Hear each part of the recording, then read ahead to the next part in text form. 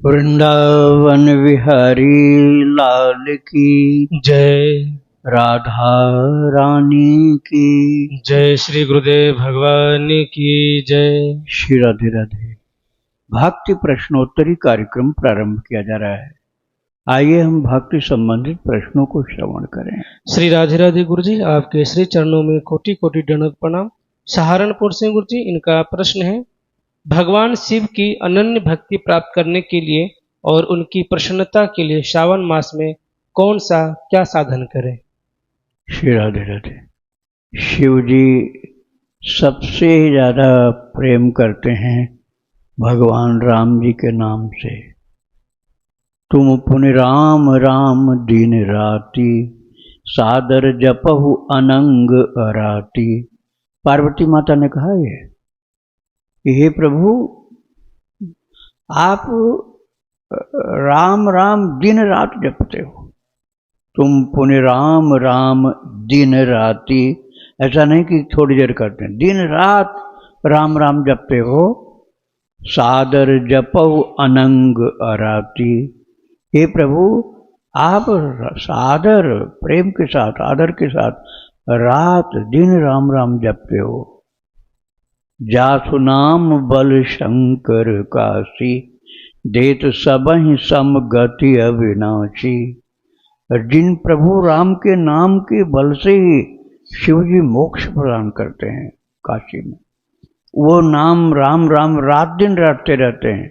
तो आप चाहते हैं कि सावन में शिव जी आपके ऊपर प्रसन्न हो, तो आप उनके पास बैठ करके राम नाम सुनाओ, और चाहो तो बिल्वपत्र पर आप चंदन से या केसर से राम राम लिखकर उनके ऊपर चढ़ा सकते हो। लेकिन ध्यान रखना कि वो बिल्वपत्र जो आप चढ़ाओगे शिव जी के ऊपर, वो बाद में नाली में न चला जाए। उसको आपको फिर उठाना होगा, कूड़ा कचरा में भी नहीं जाना चाहिए। आदर के साथ उस राम नाम को, जिस राम नाम अंकित बिल्वपत्र को घर में ले आओ, और या तो अगले दिन फिर वही चढ़ा दो, वो खराब नहीं होता। राम नाम अंकित बिल्वपत्र आप चाहे रोजाना चढ़ाओ, बस वो नाली में नहीं जाना चाहिए। उनके ऊपर से उठा के ला के रख लो, फिर अगले दिन भी चढ़ा सकते हो आप। और नहीं चढ़ाना है तो उसको सुखा करके उसका पाउडर रख लीजिए और वो तिलक में मिला लीजिए, थोड़ा खा भी सकते हैं आप उसको। श्री राधे राधे। इनका दूसरा प्रश्न है, भगवान शिव का लेखन किस नाम से करें?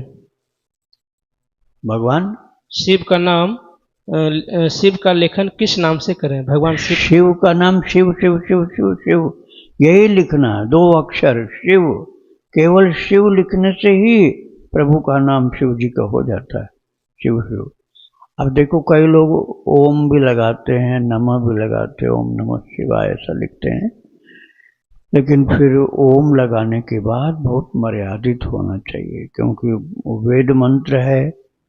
ओम कहीं किसी के पैर के नीचे पड़ गया तो अपमान होता है। शिव शिव लिखा हुआ है, आप उसमें कोई ज़्यादा आपको परेशानी नहीं होगी। लेकिन बीजाक्षर लगा हो, प्रणव लगा हो, तब उसका आदर ज़्यादा करना पड़ता है। राधे राधे। इनका आखिरी प्रश्न है, क्या मासिक धर्म में शिव पुराण का पाठ किया जा सकता है? मासिक धर्म में करना है तो आप ग्रंथ छू के मत करो, नहीं तो दोष लगेगा आपको। फिर कैसे करोगे? या तो कोई दूसरा पढ़ रहा हो आप सुन लो, और नहीं तो मोबाइल में निकालो। मोबाइल में पुस्तक तो है नहीं, वो तो प्लास्टिक का खिलौना है, उसमें पुस्तक तो है नहीं। गीता ऐप में जाओ और शिव पुराण निकाल लो, जादू है वो तो, जब चाहो निकाल लो, जब चाहो ग्रंथ गायब। उसको छूने में कोई दोष नहीं लगता, उसके पढ़ो। राधे राधे। तान्या जी हैं गुड़गांव से, इनका प्रश्न है, गुरुदेव, मैं यह निर्णय नहीं कर पा रही हूँ कि मुझे डॉक्टर का क्षेत्र चुनना चाहिए या फिर क्रिएटिव लाइन, जैसे मेकअप आर्टिस्ट, फैशन डिजाइनर या पेंटिंग आर्टिस्ट का। मैं पढ़ाई में भी अच्छी हूँ और मेरी रचनात्मक क्रिएटिविटी भी बहुत अच्छी है। अब मेरी उम्र 22 साल हो चुकी है। अगर मैं डॉक्टर बनती हूँ तो मुझे लगभग 10 साल लगेंगे, जबकि क्रिएटिव फील्ड में 2 से 4 साल के भीतर कुछ बन सकती हूँ। कृपया मेरा मार्गदर्शन कीजिए कि कौन सा क्षेत्र मेरे लिए उचित रहेगा। साथ ही कृपया कर यह भी बताइए कि क्या मेरा चुना गया पेशा ऑक्यूपेशन मेरे भक्ति जीवन को प्रभावित करेगा, क्योंकि मैं राधा कृष्ण की प्रेमी भक्त हूँ और प्रतिदिन प्रेम से नाम जप करती हूँ। एक विनम्र प्रार्थना और है कि मैं जीवन में अब तक विवाह या गृहस्थ जीवन की ओर नहीं जाना चाहती, जब तक मैं शिक्षित होकर आत्मनिर्भर न बन जाऊं। मैं चाहती हूँ कि मेरी भक्ति, शिक्षा और करियर संतुलित रहे और जीवन श्री राधा के चरणों में अर्पित हो। कृपया मुझे सही दिशा दिखाएं जिससे मेरा जीवन सार्थक और भगवत भक्ति की ओर ओतप्रोत हो सके। श्री राधे राधे। आपकी कमाई यदि पवित्र होगी, ईमानदारी की होगी, किसी को सताए बिना, परेशान किए बिना अर्निंग आपकी होगी और उसका एक विशेष अंश भगवत सेवा में लगता होगा, गरीबों की सेवा में, दीन दुखियों की सेवा में, भक्तों की सेवा में, संतों की सेवा में, गौ माताओं की सेवा में यदि कुछ अंश लगेगा ईमानदारी की कमाई का, तो वह आपके लिए बहुत फलित होगा, अच्छा फल देगा। अब नौकरी या बिजनेस आपको करना है वो तो खुद आप अपने आप चयन करिए, उसका चयन आपको करना है। मैंने तो उसका मूल बता दिया कि आपकी कमाई यदि किसी को सताए बिना मेहनत की प्राप्त होती है तो उस कमाई के द्वारा भक्ति में लाभ प्राप्त होगा। और यदि वो अर्निंग किसी को दुख दे करके मिलती है तो भक्ति में भगवान की प्रसन्नता का लाभ नहीं मिल पाएगा आपको। किसी को कष्ट देने पर भगवान खुश नहीं होते। राधे राधे। वंदना जी दिल्ली से, उनका प्रश्न है, मेरी एक सहेली का प्रश्न है, वह मंदिर में सोहनी सेवा करती है पर जब पीरियड्स आते हैं तो वह बहुत परेशान हो जाती है, दुखी हो जाती है। क्या आते हैं? जब वो मंदिर में सोहनी सेवा करती है हाँ। और जब पीरियड्स मासिक धर्म आती हैं तो वह बहुत परेशान हो जाती है, दुखी हो जाती है। क्या वो पीरियड्स में सोहनी सेवा कर सकती है? अगर नहीं तो 3 दिन बाद कर सकती है। कृपया समाधान करें। वह भगवान के गर्भगृह में ना जाए या भगवान छुए, ये तो पोछा सेवा कर सकती है कि नहीं? नहीं, गर्भगृह में जाकर सेवा नहीं करनी आपको 5 दिन तक। और सार्वजनिक मंदिर है तब तो बहुत सावधानी रखनी पड़ेगी। और आपके घर का मंदिर है तब भी 3 दिन तक तो वर्जित ही है। और भगवान के गर्भगृह के बाहर जो क्षेत्र है, जिसको जगमोहन भी बोलते हैं, बरामदा भी बोलते हैं, सत्संग भवन भी बोलते हैं, साधु लोग जगमोहन ज़्यादा बोलते हैं, तो वो गर्भगृह के बाहर वाला क्षेत्र जो है उसमें आप सोहनी सेवा करिए, उसमें सफाई करिए। और आपका यदि पीरियड्स ज़्यादा आपको परेशान कर रहा है, अशुद्धि की आशंका ज़्यादा है, तो फिर उसके बाहर का एरिया जो है जहाँ भक्त लोग जूता चप्पल रखते हैं वहाँ आप सफाई करो, कोई दोष नहीं लगेगा आपको।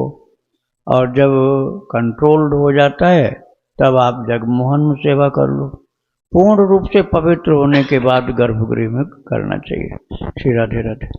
अल्पा पटेल जी कनाडा से, इनका प्रश्न है, गुरुदेव मेरा 1 लाख से भी ज़्यादा नाम लेखन पूरा हो गया है, इंडिया आकर आपसे दीक्षा मिलेगी क्या? मैं आपको ही गुरु मानती हूँ। मेरा 5 लाख राधे श्याम नाम जाप अभी बाकी है। लिखती क्या है, कुछ बताया? नहीं, वो तो यहाँ पर नहीं बताया गया क्या लिखती है, बस वो लिखे कि 5 लाख राधे श्याम नाम जब अभी बाकी है। श्री राधे। यदि आप युगल नाम लिखते हैं जैसे राधे श्याम या सीताराम, तो 1 लाख लिखने से ही दीक्षा हो जाती है। और राम राम लिखते हैं तो 2 लाख लिखना पड़ेगा। और आए बिना दीक्षा तो हो नहीं सकती, तो आपको यहाँ आना पड़ेगा। श्री राधे राधे। महाराष्ट्र से गुरु जी, इनका प्रश्न है, भक्त नामावली हम रात को सोते समय मोबाइल में देखकर भगवान के सामने पढ़ सकते हैं? या शरीर पवित्रता की नियम क्या है, बता दें। भक्त नामावली आप अशुद्ध अवस्था में भी ग्रंथ से नहीं, मोबाइल से पढ़ सकते हैं। उसमें ग्रंथ तो है नहीं, केवल उसमें चित्र की फोटो दिखती है, इसलिए दोष नहीं लगता है। राधे राधे। इनका दूसरा प्रश्न है, गुरुदेव मैं राधा नाम का जप करती हूँ और लेकिन मेरा जो है मन अपने पति में बहुत आसक्त है। मुझे नाम जप करती हूँ लेकिन मेरे दिमाग में पति का ही ख्याल आता है, तो मुझे डर लग रहा है कि कहीं भगवत प्राप्ति में कुछ बाधा न हो जाए। नहीं, साधक के लिए ऐसा नहीं सोचना है। शुरुआत में ऐसी बाधा आ सकती है, लेकिन आगे बढ़ने पर ये बाधा धीरे धीरे कम होती जाती है और खूब जप करने पर, खूब ज़्यादा नाम लेकर, नाम जप करने पर इस बाधा का निवारण हो जाएगा। अभी आप हिम्मत मत छोड़ो, लेखन चालू रखो, जप चालू रखो। श्री राधे राधे। प्रियांश जी हरियाणा से, इनका प्रश्न है, महाराज जी निकुंज और गोलोक धाम में क्या अंतर है? दोनों ही क्या श्री राधा कृष्ण के धाम है या कुछ अंतर है? मेरा फ्रेंड का प्रश्न है महाराज जी, मेरे इष्ट श्री राधा कृष्ण में उन्हीं का नाम लेखन जप करता हूँ महाराज जी, जैसे बाकी समय होता है तो क्या मैं यह जप सकता हूँ, जगन्नाथ सहारा बन जाओ मेरे, सारे सारे छूट गए जगन्नाथ सहारा बन जाओ? यह भजन मैंने सुना तब से इतना आनंद आता है और यह सुनते ही हृदय भाव से भर जाता है, और कभी कभी राधा कृष्ण का नाम सुनते भी हृदय भाव से आंसुओं से भर जाता है। क्या महाराज यह सही है? जिस भजन में भगवान का भाव प्रेम उत्पन्न होता वो सब भजन अच्छा है। यदि भगवान की याद आती है, प्रेम उत्पन्न होता है, रोना होता आता है, तो भजन आपका सार्थक है। और क्या था इसमें प्रश्न? कुछ शुरू में और भी था। इनका ये था कि मुझे निकुंज और गोलोक धाम में क्या अंतर है? हाँ, देखो, श्री वृंदावन धाम पृथ्वी का गोलोक है। जो नित्य गोलोक भगवान का है वो तो परम धाम उनका है। यदि गत्वा न निवर्तन्ते तद्धाम परमम मम। लेकिन पृथ्वी पर वृंदावन धाम गोलोक का ही एक स्वरूप है। तो यहाँ निकुंज और कुंज का दर्शन वैसे तो हम लोग निधिवन सेवा कुंज में देखते हैं, लेकिन इसमें हमको वो स्वरूप नहीं दिखता है जो स्वरूप स्वामी हरिदास जी को दिखता था। वो उनके स्तर की भक्ति अभी हम लोगों की तो है नहीं कि हम दिव्य निकुंज देख लें, दिव्य कुंज देख लें, निकुंज देख लें, रासलीला देख लें भगवान की दिव्य। हम तो स्टेज वाली रासलीला देखते हैं, जो रासलीला मंडली करती है मंच पर, वही तो हम लोग दर्शन करते हैं। लेकिन स्वामी हरिदास जी महाराज दिव्य निकुंज, दिव्य कुंज और दिव्य भगवान के रासलीला का, महाराज का दर्शन करते थे। तो वो वृंदावन में ही करते थे। वो कोई ऐसा तो था नहीं कि वृंदावन छोड़ करके ऊपर चले जाते थे। शरीर छोड़ने के बाद यदि आपकी भक्ति बहुत उच्च कोट की हुई तब आप गोलोक में जाएंगे और वहाँ की आपकी भावनाएं निकुंज निकुंज वाली होगी, माधुर्य रस की, सहचरी भाव के, तो वो दर्शन मिलेगा। और यदि आपका भाव वो नहीं हुआ, दास्य सेवक स्वामी का भाव हुआ और या वात्सल्य भाव हुआ, तो आपको वहाँ यशोदा माता, देवकी माता, नंद बाबा, इनका दर्शन मिलेगा और महाराज का दर्शन नहीं मिलेगा। तो जिस तरह का आपका भाव होगा उसी के अनुरूप भगवत धाम में दर्शन मिलेगा। आपको दर्शन तो मिलेगा प्रभु का, उनके पार्षदों का दर्शन मिलेगा, लेकिन आपका यदि भाव है महारास देखने वाला, माधुर्य भाव, तभी दर्शन में मिलता है। नहीं तो बाल रूप का कृष्ण दर्शन मिलेगा, वात्सल्य भाव का दर्शन मिलेगा, तो वो आपकी भावना के अनुसार ही मिलता है। तो ये जो है वृंदावन धाम में ठाकुर जी की कृपा है कि यहाँ साधना करते करते आप उस स्थिति में पहुँच सकते हो कि आपको नित्य गोलोक की प्राप्ति हो जाए शरीर छोड़ने पर। और शरीर रहते तो कोई वहाँ जा नहीं सकता है। शरीर रहते तो पृथ्वी का जो भगवत धाम है, वृंदावन धाम, अयोध्या धाम, यही साधना करनी पड़ेगी। श्री राधे राधे। सूरत सिंह जी का प्रश्न है, गुरुदेव मैं श्रावण महीने में शिव जी के ऊपर जल चढ़ाता हूँ, तो जल चढ़ाते हुए महामृत्युंजय मंत्र का जप कर सकता हूँ? जल चढ़ाते समय महामृत्युंजय मंत्र जप करो, पंचाक्षर मंत्र जप करो, शिव शिव जप करो, इसमें कोई दोष नहीं है। लेकिन धक्का मुक्की वाला जल चढ़ाना तो कष्टदायी और दूसरों को कष्ट मिलेगा। आप दूर से बोतल फेंकोगे कि शिव जी के ऊपर पहुंच जाएगा जल है, और किसी के सिर पर गिरेगा जाके और वो घायल होगा। कांच के टुकड़े टुकड़े हो जाएंगे, पैर में चुभेगा, वहाँ सफाई की जगह और गंदगी करके आप आओगे। इससे अच्छा आप भीड़ में नहीं, कहीं एकांत में शिव जी का मंदिर हो जहाँ कोई न जाता हो या बहुत कम लोग जाते हो, वहाँ पूजा कर लो। और ऐसी भीड़ वाले मंदिर में करोगे कि जहाँ सब परेशान हो रहे होंगे, तो उस जगह में एकाग्रता नहीं हो सकती। उस समय आप जप करना भूल जाओगे। उस समय तो जान बचाने की पड़ेगी, कैसे निकलो भागो। तो इसलिए जहाँ शांति से भगवान का भजन हो वही जगह ज़्यादा अच्छी होती है। राधे राधे। प्रियांश जी का ये दूसरा प्रश्न है। महाराज जी, मेरा एक और प्रश्न है कि हमारे यहाँ कुछ दिनों पहले जगन्नाथ यात्रा थी, जो कि हरे कृष्ण वाले करवाते हैं, बहुत ही सुंदर। उसमें आगे की तरफ सब माता जी लोग नाच रहे थे और पीछे से प्रभु जी लोग नाच रहे थे भगवान के आगे। और जहाँ माता जी नाच रही थी वहाँ पर कुछ नवयुवक लोग उन्हें गंदी नज़र से देख रहे थे। प्रभु जी, डॉग ने उन्हें बहुत हटाया भी कि आप यहाँ क्यों खड़े हैं, जहाँ प्रभु जी लोग हैं आप वहाँ जाइए। लेकिन फिर भी वह नहीं मान रहे थे और अच्छे घर के दिख रहे थे। मैं भी अभी 20 साल का हूँ, वह मेरी ही लगभग उम्र के थे। क्या 2 साल बड़े होंगे महाराज जी? ऐसे लोगों की क्या दुर्दशा होती है? हाँ, ये अपराध है। ये भक्ति के नाम पर अपराध हो जाता है, ऐसा नहीं करना चाहिए। नाचना है तो अपने बंद कमरे में ठाकुर जी के सामने नाचो। और यदि ऐसे सामूहिक जगह है तो उसमें दृष्टि भगवान पर ही रहनी चाहिए। जो हमारे ठाकुर जी, चाहे जगन्नाथ भगवान हो, चाहे राधा कृष्ण हो, चाहे सीताराम हो, नृत्य करते समय नृत्य भगवान का दर्शन करते हुए करना चाहिए। और जो स्वयं न नृत्य कर रहा है न ठाकुर जी को देख रहा है और वो लोगों की दृष्टि के प्रति गलत भावना से देख रहा है, तो वो तो पाप का भागी हो जाएगा, उसको जरूर अपराध लगेगा, इसमें कोई संदेह नहीं। श्री राधे राधे। अतिरंजना जी हैं जबलपुर से, इनका प्रश्न है, शंकर स्वयं केसरी नंदन, इसका अर्थ क्या है? कृपया मार्गदर्शन करें, इसके बारे में बताएं। अरे भाई, शंकर स्वयं तो नहीं लिखा, शंकर सुवन लिखा है। हनुमान चालीसा में शंकर सुवन केसरी नंदन लिखा। अब ये स्वयं बोल रहे हैं, तो स्वयं अभी गीता प्रेस ने या किसी अच्छे प्रेस ने स्वयं छापा नहीं है। अपने आप कोई छपवा ले तो अलग बात है, नहीं तो शंकर सुवन ही लिखा है। शंकर सुवन का मतलब हुआ शिव जी के पुत्र। अब आत्मा वही जायते पुत्र, आत्मा ही पुत्र के रूप में जन्म लेता है। इस सिद्धांत के अनुसार वो शिव जी के ही स्वरूप है। तो आप शंकर सुवन बोलो, शिव जी के पुत्र इसलिए भी हैं कि शिव जी का मोहिनी दर्शन के समय जो तेज प्रकट हुआ था, उसी वशिष्ठ जी महाराज ने आराधना की थी।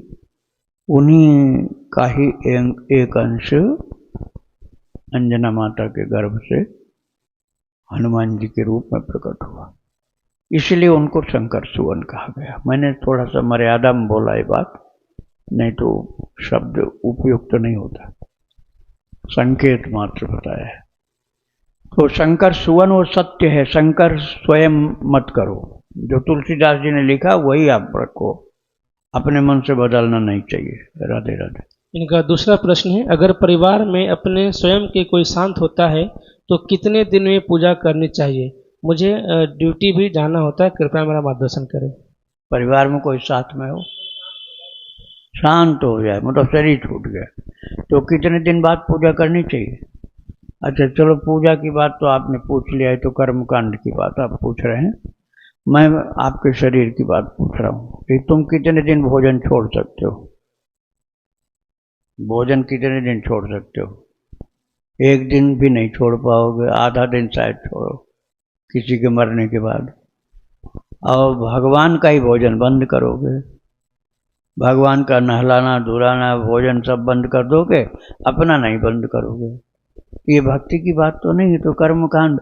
और कर्मकांड केवल भगवान के ऊपर लागू कर रहे हो, अपने ऊपर तो कर ही नहीं रहे हो। अरे पालतू जीवों को, बकरी को, गाय को, कुत्ता तक को लोग भोजन कराएंगे, बस भगवान का बंद कर देंगे। घर में कुत्ता पालें तो कुत्ता को रोटी खिलाएंगे, लेकिन भगवान के ना, हम 15 दिन तक भगवान को भोग नहीं लगाएंगे। ये भक्ति नहीं, ये तो बड़ा भारी अपराध है। ये कर्मकांड तुम्हारा उद्धार नहीं करेगा, ये नासमझी वाला कर्मकांड है। अरे ठाकुर जी को भोग लगाओ, ऐसा कर सकते हो कि तुम्हारे मन में खोट है कि हम भगवान के नाम से शुद्ध नहीं हो सकते, ये तो गलत है। लेकिन तुम्हारे मन में ये बरसा हुआ है तो बच्चों से भोग लगवाओ, भगवान को घर से बाहर मत निकालो। कोई सूतक लगा है तो भगवान को घर से बाहर नहीं निकालना चाहिए। घर तो उन्हीं का, मालिक तो वो हैं, वो तुम्हें निकाल सकते हो, तुम उनको नहीं निकाल सकते हो। भक्ति के सिद्धांत के अनुसार तुम उनको घर से बाहर नहीं निकाल सकते हो। निकालोगे तो तुमको निकाल देंगे पहले ही, फिर तुम पछताते रहोगे। तुम्हारे मन में राम नाम पर विश्वास, श्रद्धा नहीं है तो बच्चों से करवा लो पूजा, लेकिन उनकी पूजा, सेवा, उनका भोग, उनकी आरती ये नहीं बंद करना है। तुम नहीं छूना चाहते हो, मत छुओ, लेकिन उनकी सेवा पूजा नहीं बंद कराओ। जिससे चाहो उससे, घर के किसी अन्य व्यक्ति से या रिश्तेदार से भी करा सकते हो।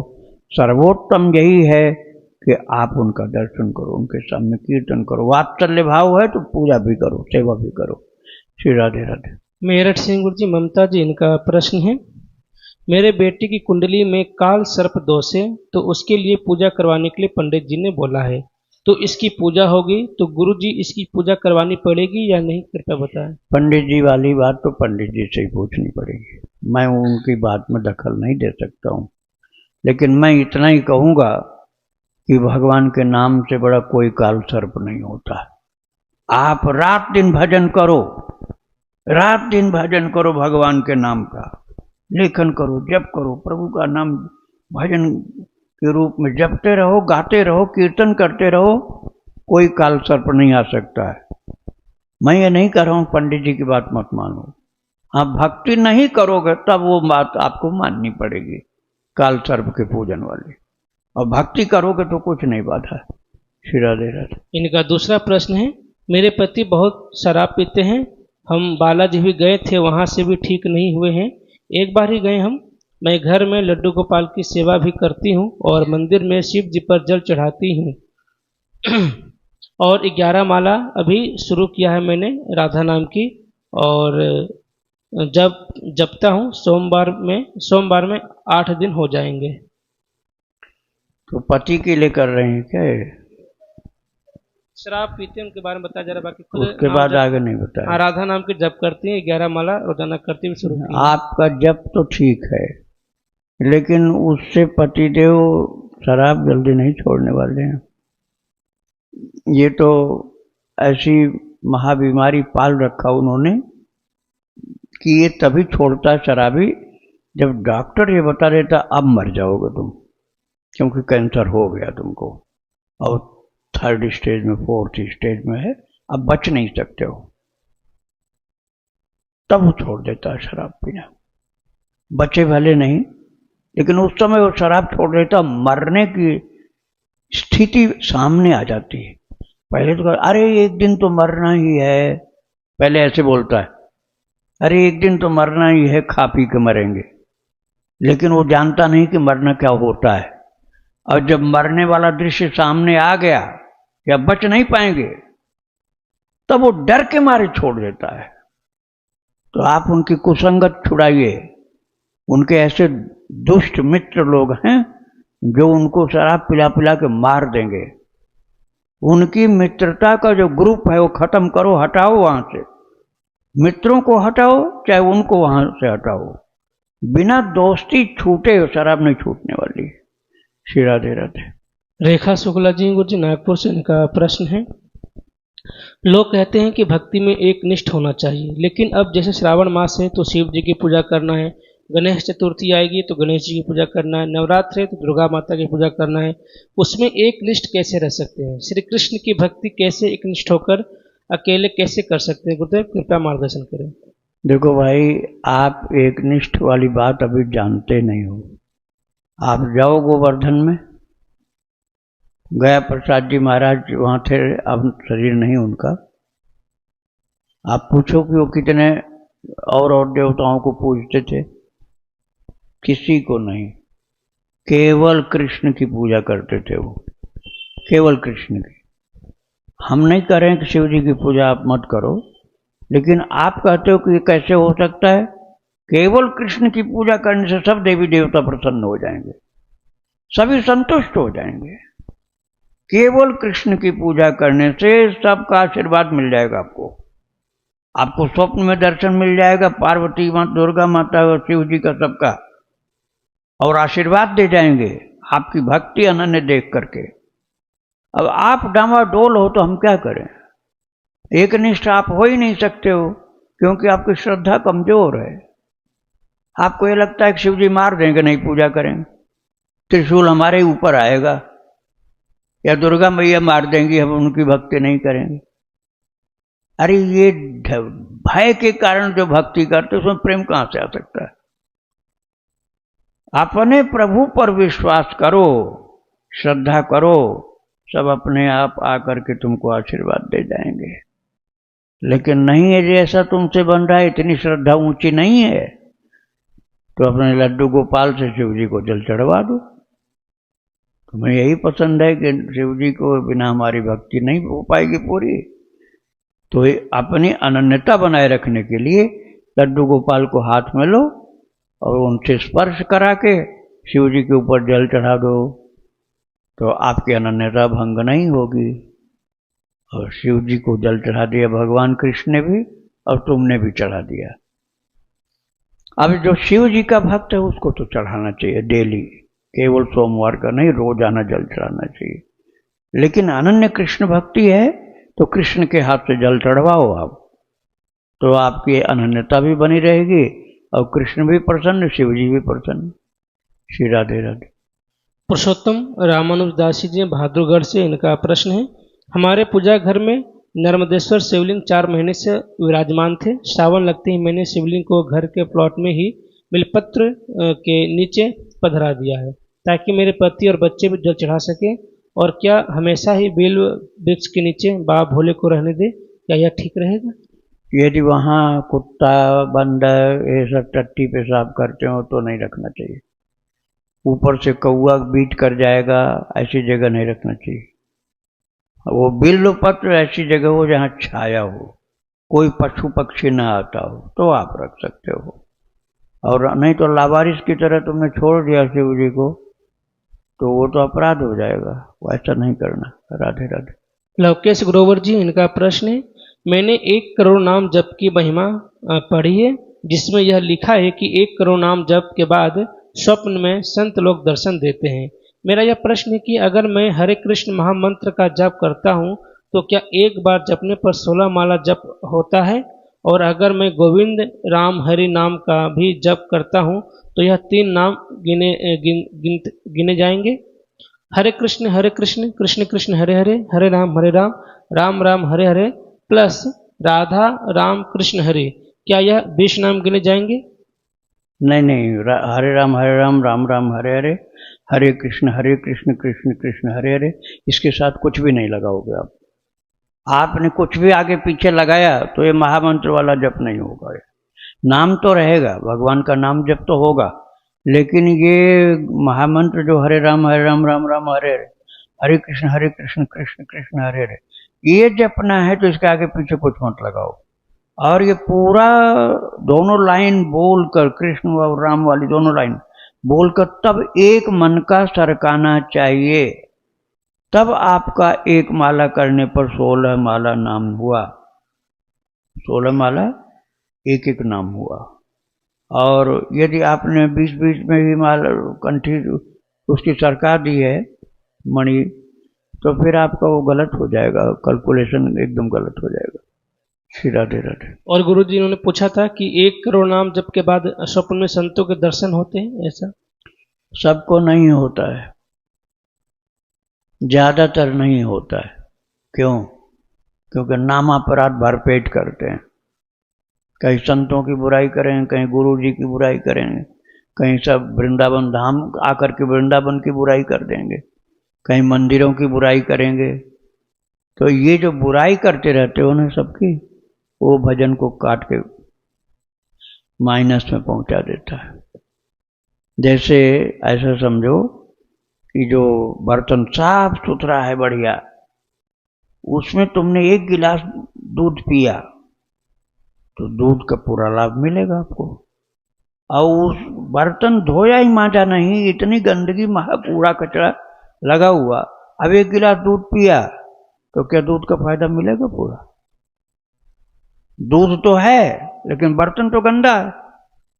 ऐसे ही तुम्हारा अंतःकरण गंदा है, पाप से भरा हुआ है, तो उतना फायदा नहीं मिल सकता। टाइम ज़्यादा लगेगा, जब ज़्यादा करने पड़ेगा, 1 करोड़ की जगह कई करोड़ जपना पड़ेगा। तो आप सत्संग प्राप्त करो, सदाचार से रहो, किसी को सताओ नहीं, निंदा झूठ ये सब नहीं बोलो, लोगों की सहायता करो, सेवा करो, आशीर्वाद प्राप्त करो, पवित्र अंतःकरण बनाओ, तब होगा 1 करोड़ जपने से लाभ। और आपने पापाचार चालू रखा तो नहीं हो पाएगा। वो समझ लो पापों का पहाड़ ढहाने में ही राम नाम खर्च हो जाएंगे। राधे राधे।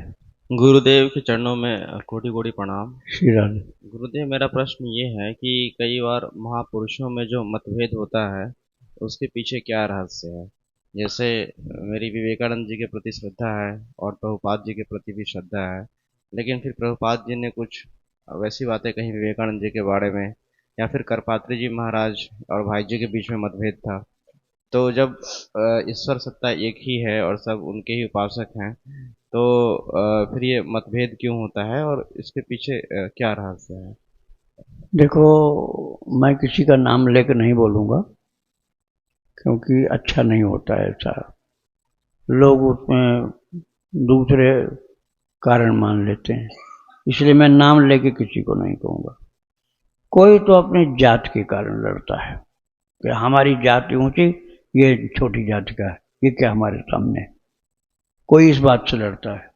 कोई अपने संप्रदाय के कारण लड़ता है, हमारा संप्रदाय ऊंचा, हमारा बहुत पुराना है, इनका बहुत नया संप्रदाय है।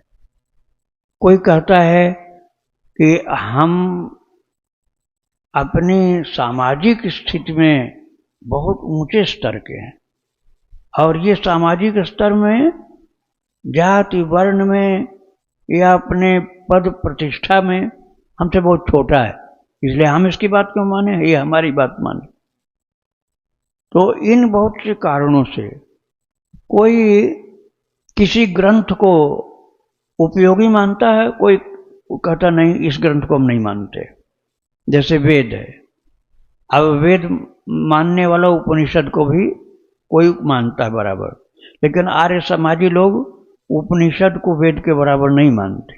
वो कहते हैं यदि चारों वेद में होगा, ऋग्वेद यजुर्वेद सामवेद अथर्ववेद, इनमें किसी में होगा तो हम प्रमाण मानेंगे, और उपनिषद में होगा तो हम नहीं मानेंगे, क्योंकि उपनिषद की रचना बाद में हुई है, वेद अनादिकालीन है। तो ऐसे संकीर्ण विचारों के कारण लोग कुछ अपनी प्रतिष्ठा के लिए, अपनी इज्जत के लिए, अपनी वाहवाही के लिए, अपना झंडा ऊंचा करने के लिए भेद कर लेते हैं। या तो ये कह सकते हैं या ये कह सकते हैं कि अपनी स्थिति इतनी ऊंची वो नहीं बना पाए कि वो वास्तविक तत्व को जान सकें, ये भी कारण होता है। तो हम किसी के लिए नाम नहीं ले रहे हैं, हम यही कहेंगे कि जिसकी बहुत ऊंची स्थिति होती है वहाँ विवाद खत्म हो जाता है। बहुत ऊंची स्थिति होगी तो वहाँ, मैं नाम इसमें भी नहीं लूँगा किसी का, बहुत ऊंची स्थिति किसी की होगी तो वहाँ दोष दिखलाई नहीं पड़ता उनको, वहाँ केवल भगवान का ही दर्शन होता है, तो फिर वहाँ कोई विवाद नहीं रह जाता है।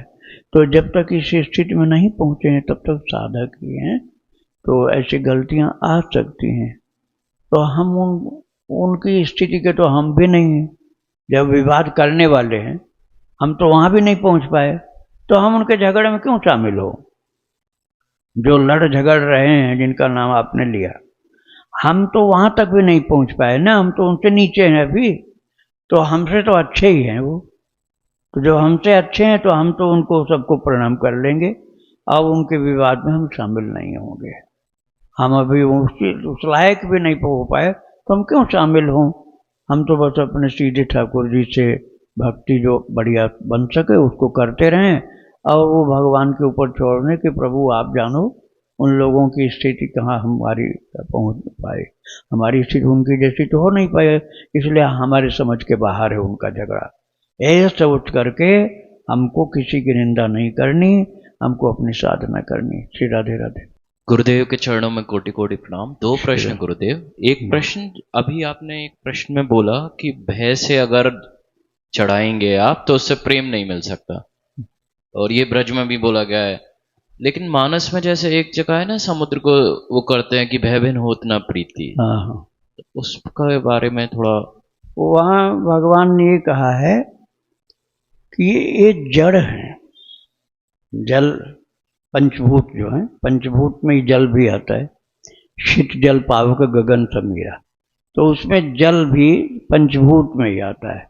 तो भगवान ने कहा ये जड़ है, और जड़ को भय दिखाने पर ही समझ में आता है जब डरता है। इसलिए भगवान ने मारा नहीं, केवल खींचा अग्निबाण, अग्निबाण का संधान किया, छोड़ा नहीं, और उसमें से ज्वाला ऐसी निकली कि समुद्र ने समझ लिया हमको सुखा देंगे। सुखाया नहीं था, और न बाण को छोड़ा था, और तुरंत समुद्र सामने आ गया। तो लक्ष्मण जी खुश हुए, बोले हाँ ये करना चाहिए था। आप 3 दिन से बैठे हुए हैं प्रभु, और 3 दिन से आपकी तपस्या को देख करके जरा सा भी पसीजा नहीं, और वो जब आपने बाण चलाया तब डर के मारे आ गया सामने। तो डर के मारे सामने तो समुद्र आ ही गया था। तो भगवान ने कहा कि जो जड़ है वो जब उपदेश नहीं सुनता है तब उसको भय देगा, मर जाएगा तू नहीं भजन करेगा, तो नहीं भजन करेगा तो मर जाएगा, 7 दिन में मरेगा। और 7 दिन में तो सभी मरते हैं, लेकिन उसके दिमाग में बात बैठ गई कि 7 दिन नहीं मरना, तब तो भजन करना जरूरी। तो ऐसे ही साधक जैसे भय सामने आ जाए तो भजन करने लग जाता है, तो ऐसे ही जिनके समझ में उपदेश नहीं आता है उनको कोई भय उत्पन्न करने वाली बात बता दो तो सावधान हो जाते हैं। तो ऐसे ही भगवान ने सिंधु को पहले प्रार्थना किया था, क्योंकि विभीषण ने कहा था कि प्रभु प्रभु तुम्हार कुलगुरु जलधि, ये आपको कुलगुरु है, आप इनकी प्रार्थना करिए। लेकिन लक्ष्मण से भगवान ने कहा ये नहीं समझ में आ रहा है, इनके ये जड़ हैं, इसलिए इनको शक्ति दिखानी पड़ेगी। भगवान ने शक्ति दिखाया नहीं, केवल भयभीत किया था, और फिर तुरंत आ गए वो। तो इसलिए ये पात्र के अनुसार होता, सभी के लिए ऐसा भगवान शस्त्र नहीं दिखाएंगे, लेकिन जो अपनी चेतना को भूल करके जड़ हो गया है उसके लिए ऐसा करना पड़ता है। प्रेम सभी जगह ऐसा नहीं होता कि भय से ही होता हो, प्रेम हर जगह भय से नहीं होता है, अपनेपन से होता है, अपनेपन से, रिश्ता बनाने से प्रेम होता है। लेकिन जहाँ जड़ता ज्यादा होती वहाँ भय वाली बात आती है। श्री राधे राधे। गुरुदेव दूसरा प्रश्न था, कल के सत्संग में आपने बताया कि नाम जप ध्यान ये सब सहायक हैं प्रेम के लिए, लेकिन प्रेम मिलता कैसे है सही में? हाँ, वो रिश्ता बनाने से मिलता है, संबंध बना। हाँ, संबंध अपना डायरेक्ट, कोई पक्का रिश्ता। जैसे हम उनके कोई एक प्यारा सा रिश्ता, जैसे हमारा वो बेटा है, ये राधा रानी हमारी पुत्री है और हम उनके पिताजी। अब किसी दूसरी को पुत्री नहीं माना जा सकता, राधा रानी ही पुत्री हैं, फिर दूसरी कोई नहीं, उनकी जगह और कोई नहीं आना चाहिए। तो फिर वो पुत्री वाला प्रेम, गुलाब सखी का मैंने सुनाया है चरित्र, जो बरसाना में था, जो सारंगी बजाता था तो मुसलमान, लेकिन राधा रानी को पुत्री मानता था, तो राधा रानी ने दर्शन दिया था। तो ऐसा रिश्ता जिसमें प्रेम अपना हो, बड़ी निर्मलता हो, कुछ भी अश्लीलता होगा तो प्रेम नहीं, फिर तो कोप हो जाएगा माता का।